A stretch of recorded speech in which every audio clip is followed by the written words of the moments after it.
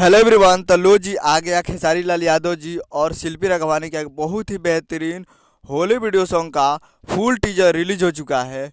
और इसे गाए हैं खेसारी लाल यादव जी और इसे लिखे है यादव मुकेश जी।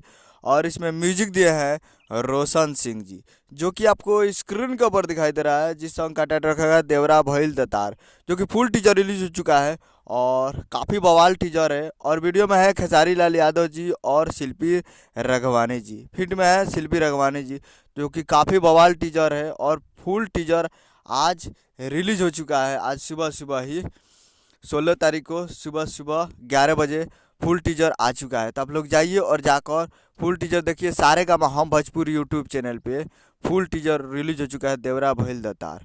तो जाइए और जाकर सारे का हम भोजपुरी यूट्यूब चैनल पे फुल टीजर देखिए और प्यार दीजिए। उम्मीद कर रहा हूँ कि वीडियो अच्छा लगा हो तो चैनल को सब्सक्राइब कर बेल आइकन प्रेस कीजिए, ताकि ऐसे खेसारी लाल यादव जी का लेटेस्ट न्यूज लाते रहें। और वीडियो को एक लाइक कर दीजिए। मिलते हैं अगले वीडियो में, तब तक के लिए जय हिंद जय भोजपुरी।